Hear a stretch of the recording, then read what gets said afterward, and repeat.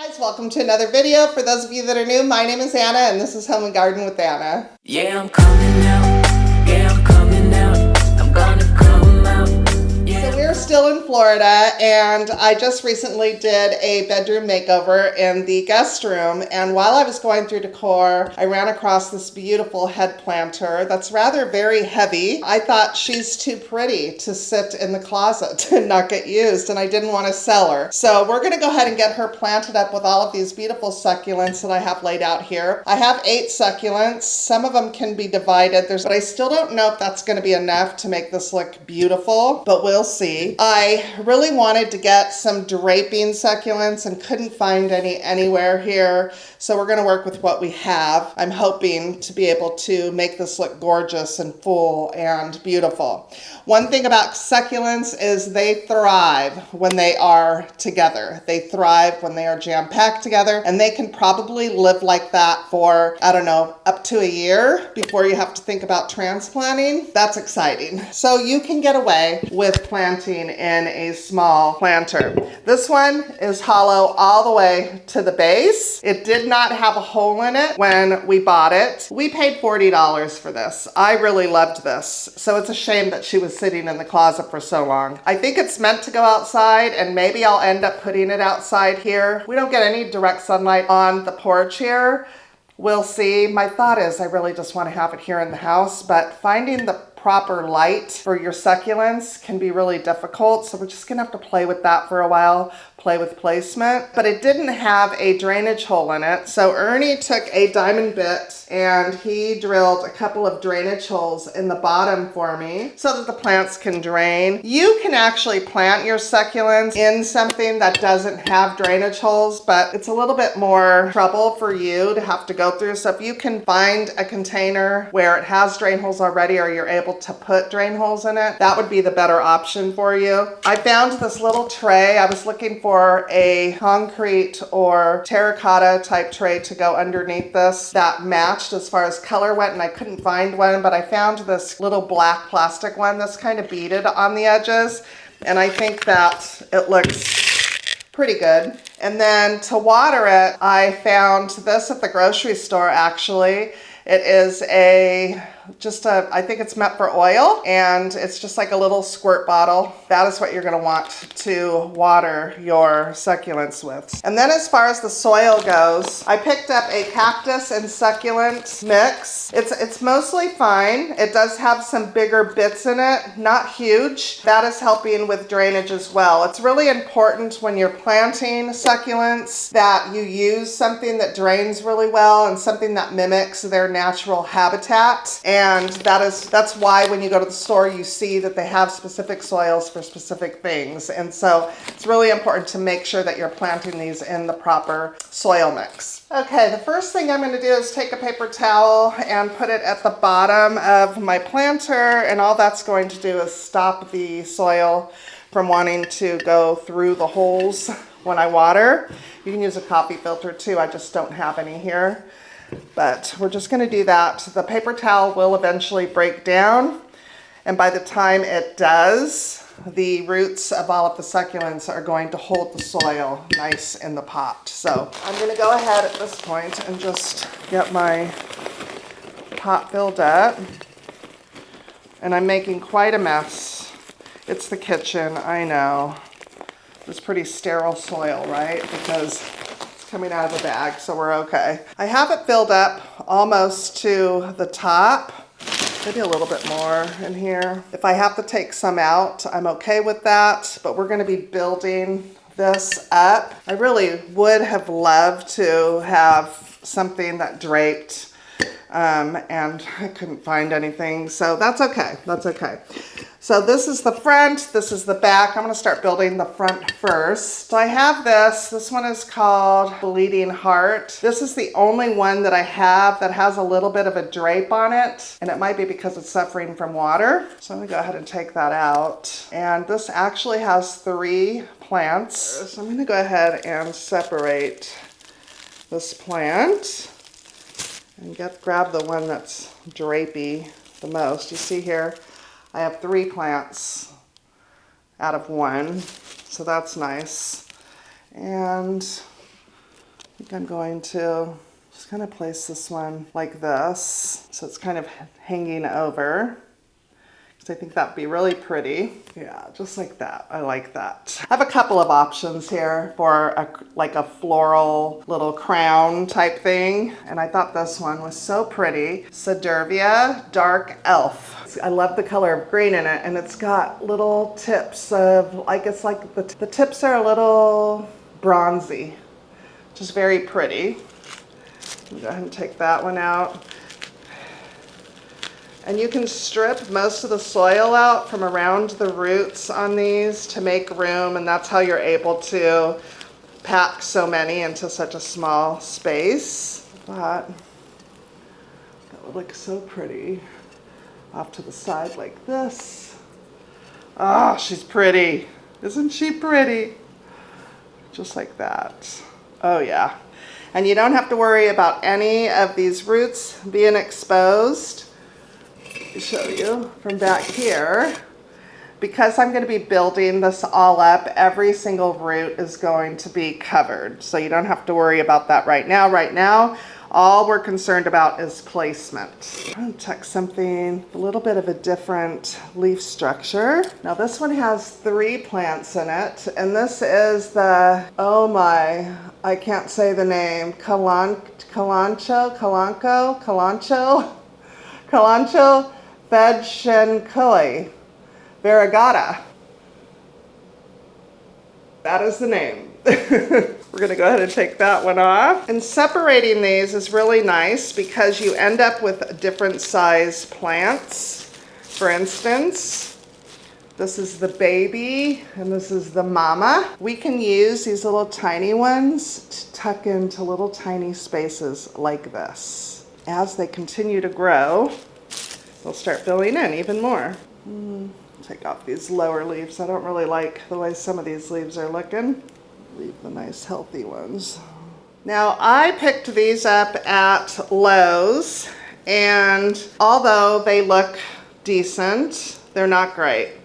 The thing about the big box stores is the people that work in the garden section, they're not, you know, they're not educated in taking care of plants. They're told what to do, you know, that kind of thing. But if you're going to buy succulents, then a good nursery where the people know what they're talking about and how to care for plants is probably better. You're going to get a much healthier, better looking plant that way. So, alrighty. So I think we're doing pretty good. I like the different colors and variety. This guy needs to perk up a little bit, but I think it just needs water. That's one of the things that that Lowe's and Home Depot and those stores are not great at. They are not great at making sure that everything gets the sufficient amount of water. Okay, we're going in with the sedum. This is the sedum called Sunstorm, and I have 3 plants here in one pot. So I'm going to take, I think, the larger of the 3, and you can see I'm taking off most of the soil around the roots of the plant, because like I said, I'm going to go in and I'm going to make sure that every root is covered. So we're going to add that one in there. Oh, that looks so pretty. I love it. We're going to save the other 2 to tuck in. So we're going to leave that there. I think I might put a little bit of soil on top of this one, just to hold her in place. And then I feel like we need something a little big. Now I love this one here. This one is also, this is a Adramtius crystallalis. I don't know how to pronounce the names of these, you guys. I apologize. I'm horrible at that, but you know what? It's beautiful. So I'm going to take off some of these lower leaves that don't look great and take off some of the soil. Obviously, this is not going to fit in here. So I'm going to be really aggressive with that.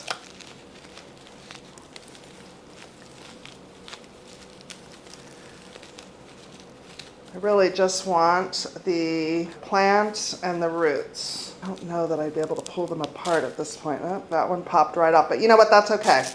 It's okay that I can still use that and it'll grow. You see how it has roots coming from it?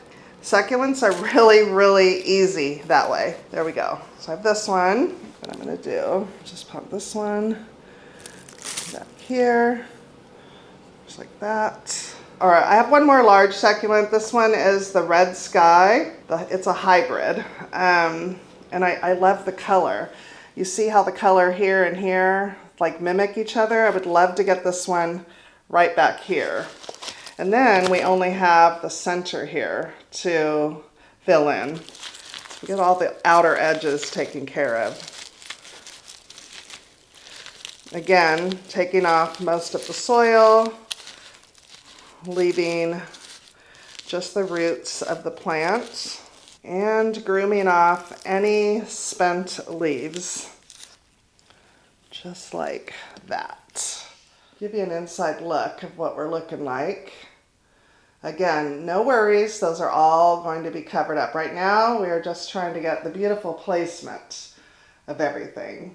And so far, everything is looking good. Here's the back. Now that I've got the outer part done, I can start tucking in and filling in the center. Thought I wanted maybe something a little different in here, so I picked this one up because I just loved how it looked. And this is the Haworthia Barcelona. Oh, still take some more of the soil off from the top here. Just like that. We're going to, look at that.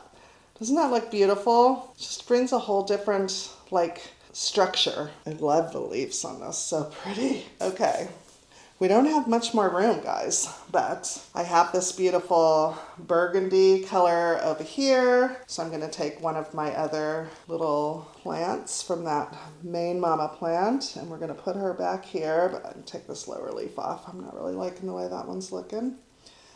We'll just put that one here.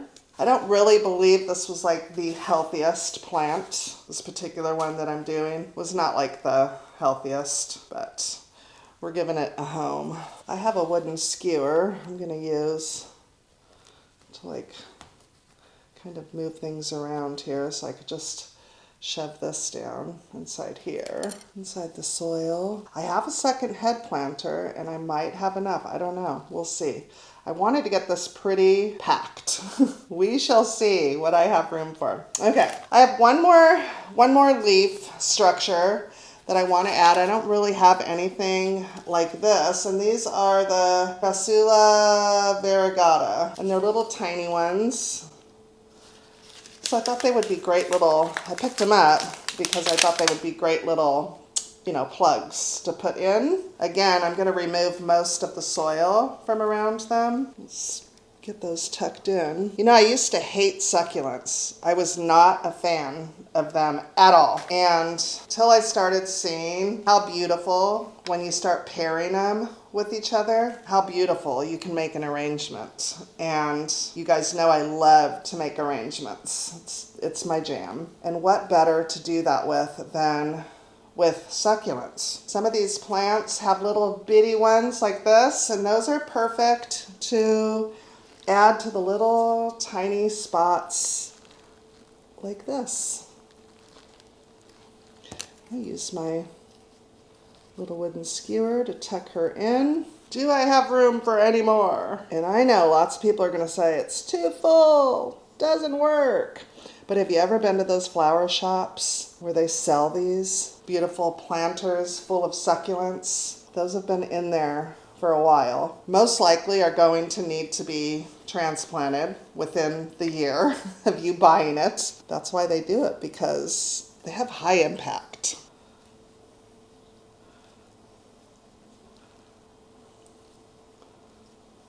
Okay. I think that's gonna work. Oh my word. I'm taking some of the soil that came with the plants, and we're gonna clean this off, so don't worry. But I'm going to carefully go through and just make sure all of my roots are covered. I know these are over here. These were a little iffy. Some here that are a little iffy. Okay. There we go. And then once I've done that, I'm going to go in all around the edge of the pot and just press down carefully.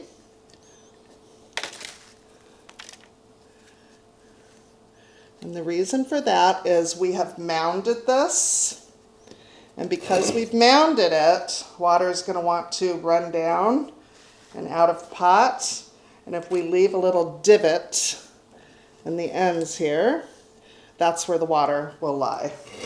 So we're just going to go around and make sure all of our plants are covered, or all of our plants' roots are covered. I'm going to do some cleaning, some grooming. Okay guys, I think she turned out beautiful. I would have loved to have, like I said, have something draping, but that's okay. Now that we have her all planted, I want to show you guys how we're going to water. First, I'm going to go ahead and add my little tray here.